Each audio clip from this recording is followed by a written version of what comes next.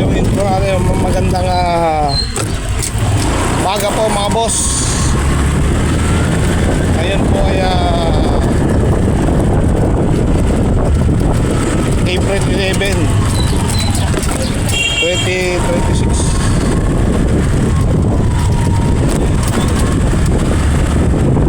Araw po na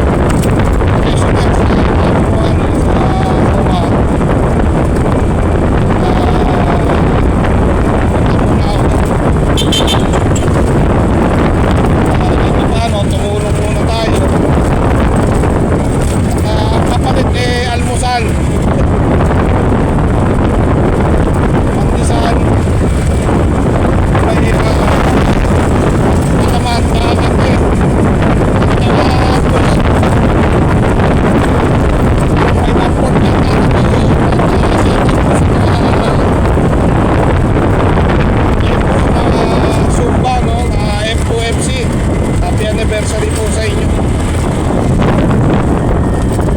Maraming salamat din. Nabiyayaan ng pangalmusal.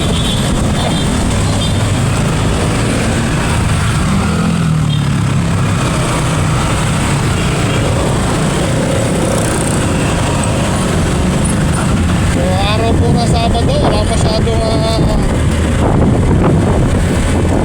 wala akong pasok ang mga bata. Well, pasok na kasi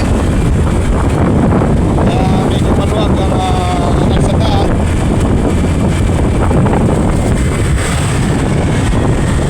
At ano po natin dito ay mainit pa rin dahil sa summer, no?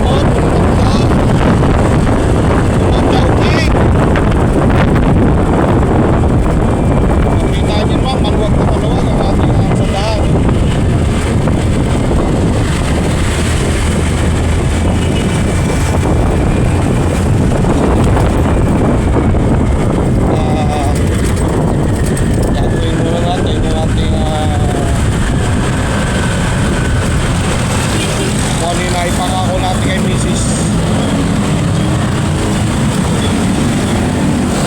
Umpisa ko na ng maaga para maaga matapos. At magre-release po ako ng tindahan nila.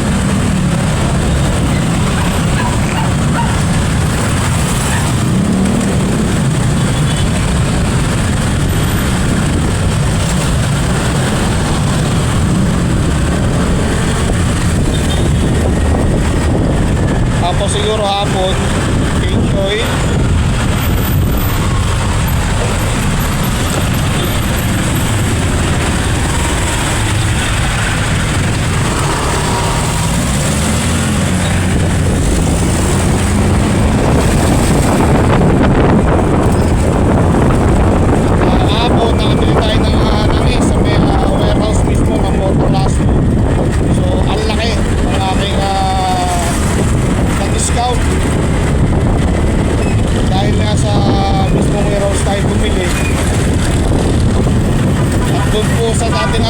kabila, di medyo malaki.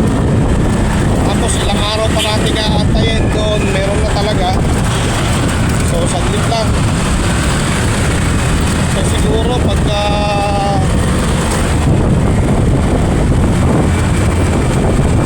nakakano ulit, bibili na ako ulit sa tayo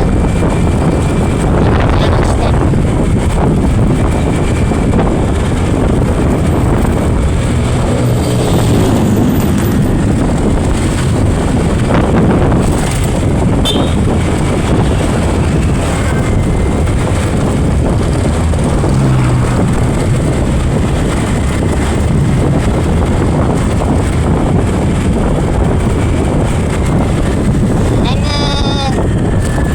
Ano lang naman huni Moto Plus, dapat specific yung bibili mong item sa kanila kasi ano since walk-in lang or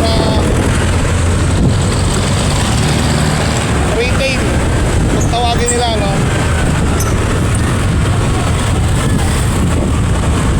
So kailangan specific yung items na bibili mo sa kanila. At meron doon mag-a-assist sa iyo kasi bawal kang pumasok sa warehouse sa simula ng warehouse ka lang. At may mag-a-assist sa iyo doon, siya yung kukuha o pipick up ng item mo, dadalhin sa guard.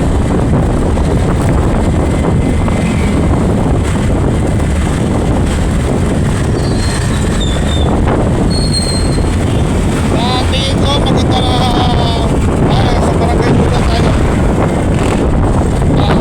Sa bali-bali. Sa tingin ko maganda nga strategy ninyo para iwas na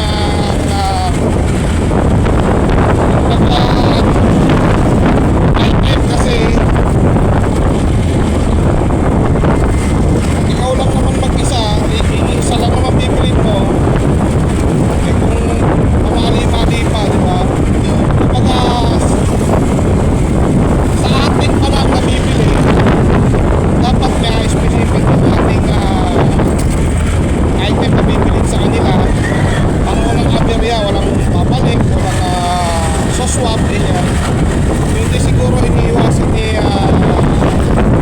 supplier o Moto Plus maiwasan yung ganong senaryo kasi hindi natin masabi, may mga insidente siguro na may uuwi yung item tapos papalitan ng bag ng iba, diba? Sasabihin, sir, mali po kung nabili ko, ganyan. So doon pa lang sa gate specific dapat talaga item yung bibili mo para kung may balik man o magkamali, siyempre yung bumili na